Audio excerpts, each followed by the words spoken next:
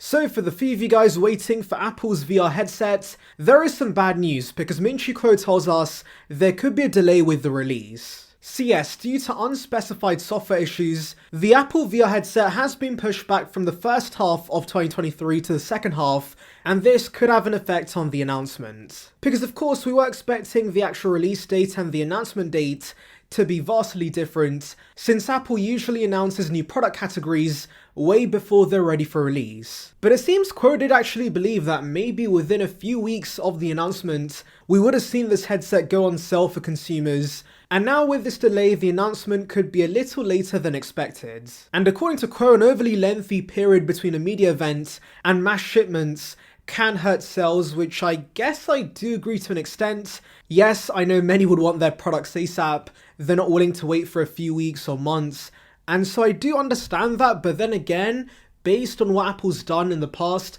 with all new products like the Apple Watch, the iPhone, the Mac Pro, they have given us a massive waiting time for the actual release date. Also remember, the whole reason there is a lengthy period between the announcement date and the release date because Apple wants to be ahead of the leaks. You see, once this enters mass production, leaks are going to be everywhere because, like we see with iPhones, we get pictures of parts, we get details regarding what to expect, and Apple obviously wants to avoid this for a big release like the headset, and so usually that's why they announce these major releases before the device enters mass production. But anyways, let's take Kuo's word for it. Maybe the announcement's going to be closer to the release date, and if the release date has been pushed back, then yes, a Jan event for the headset isn't so likely. However, like I've said in previous videos, I could see Apple giving us a dub announcement for this headset.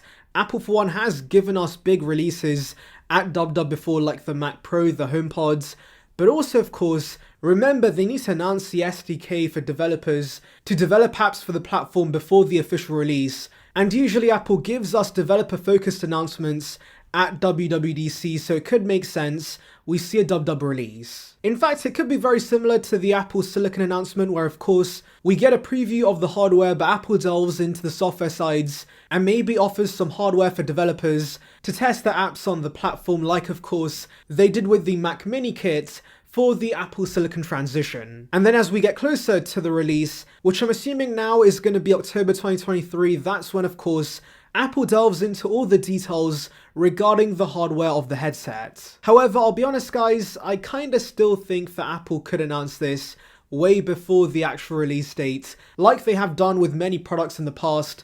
I think that makes the most sense, especially if Apple wants to prevent leaks. I mean, Kuo does say we should still see mass shipment of components during the first half of the year, and I'm pretty sure that things are gonna leak. They always do with Apple products when they enter mass production in any form, so to prevent this, I think there should be a Jan event. Since I really think surprising the audience is gonna make this announcement so much bigger, so yes, please Apple, beat the leaks and give us a Jan event. Now Kuo also says that because of the delay in the release, the shipment forecast is now less than 500k units, which is a lot lower than what was initially expected, which was 800k to 1.2 million units. Now honestly, that initial estimation seemed a little too good to be true because do remember this is still going to be $2,000, that's going to be out of reach for most consumers, and so even without this delay, I was not expecting much when it comes to sales units for the headset. But to be fair, Apple's first gen products aren't that popular in the first place.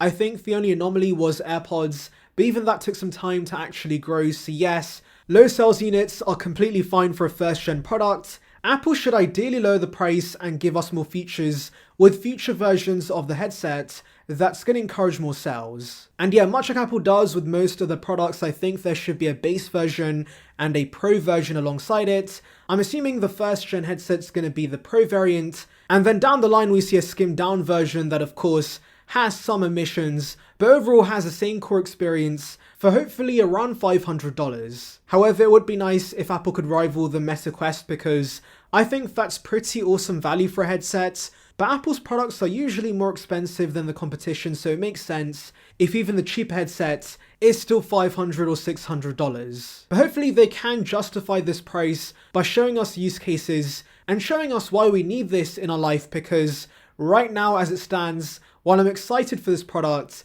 I don't think I'm going to be paying $2,000 for a VR headset. Yes, VR and AR are pretty cool tech, but it's not something I would shell out $2,000 for, so hopefully Apple can show us how good this headset is.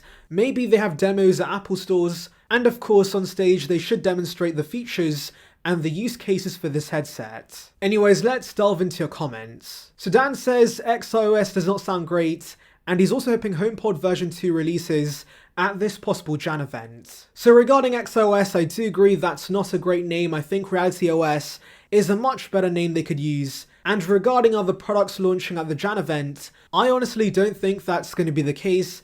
What I'm imagining is an event completely focused on the headset, since let's be honest guys, there's going to be a lot to cover, including the hardware of this, the software experience, and of course how developers can produce apps for the platform. However, yes, I could also maybe see Apple launching smaller refreshes at the beginning of the event, and this HomePod refresh would be exactly that, because ultimately what we've heard so far is the OG HomePods with a new chip inside. That's a pretty minor upgrade, and so yeah, maybe that's one of the smaller announcements they begin the event with. So Zomato Elite says, Apple is not making a headset or glasses, it's likely an update to ARKit. Now I would not agree with that because number one, we've heard so much about this headset through credible sources, but more importantly, Apple's flagship product, the iPhone, has matured and they need a new product. Because while Tim is doing a good job with services, obviously Apple's best with the hardware, and so of course, with consumers upgrading their iPhones less, there needs to be a new product that either works with the iPhone like the Apple Watch, or possibly does replace it. And honestly, in a decade, I could see the Apple glasses becoming thin and light enough where you could use this as your main device and not have an iPhone in your pocket. And this headset in many ways is the beginning of that. I'm sure they're going to take the data and the learnings from this headset and apply it to the glasses. And clearly the high price of the headset does suggest this very much is supposed to be a niche product. And then once the headset becomes popular, then we could see the AR glasses that we can use outside, similar to Google Glass. And yeah, that should also be pretty popular. But ultimately, my main point is the fact the iPhone is nearing its peak as a product, and so Apple needs to give us a new product that can replace it. And I think the future AR glasses could do exactly that, because it basically brings all that information within your smartphone into your iView, which of course you can access at any time, and it's way more convenient to have glasses on your face than have a smartphone in your pocket. Anyways, that's about it, but tell me your thoughts regarding this in the comments. Anyways, thank you for watching guys, make sure to like and subscribe for the latest Apple news and rumours. Check out the video in the icon above on details regarding new HomePods, and on that note, see ya peeps.